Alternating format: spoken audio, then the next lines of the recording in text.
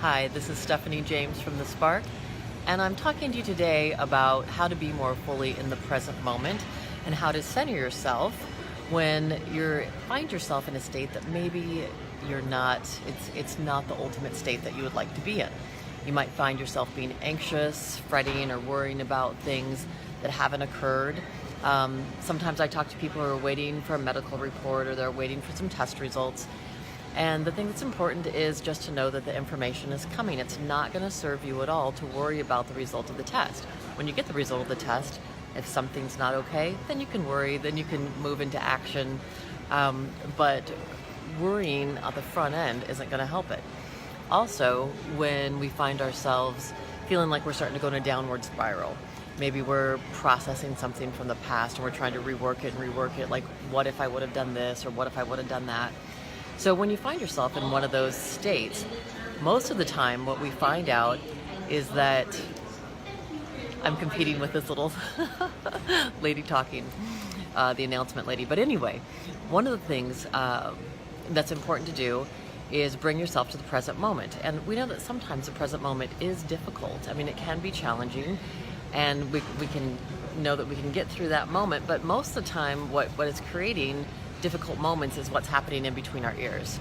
So what we have to do is learn how to bring the attention out of our head, and literally one of the things we can do is we can name the emotion. And if you remember, naming is taming. So by just naming, I'm having anxiety or I'm feeling this feeling of sadness, it's not I'm depressed or I'm this anxious person. We're just saying, no, I'm experiencing this temporary state right now. And then we can notice maybe how the energy shows up in our body, and just notice, like it's in my chest, it's in my throat, and just paying attention to it and breathing into it can help it start to dissipate. Now, the third thing that I think is really helpful and what I wanted to talk to you about today is one of the things you can do is literally focus your attention on your hands. If I wasn't holding the camera, what I'd be able to do is show you just putting your hands together just like you were saying a prayer. And when you put your palms together like that, and you don't even have to press, you're just touching in that kind of prayer motion, your hands together, what I want you to do is close your eyes and take a deep breath, bringing your attention into your hands.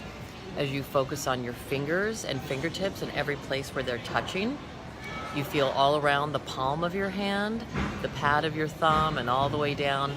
And then I want you to feel into the space in between your hands. And as you focus on that space in between your hands, you're going to notice that your temperature actually starts to rise a little bit. They actually have these very cool little handheld thermometers that you can put in your hand. They sell them on Amazon. And you could actually watch as it goes up, 0.1 degrees as you focus your attention on this. So you're generating your own energy.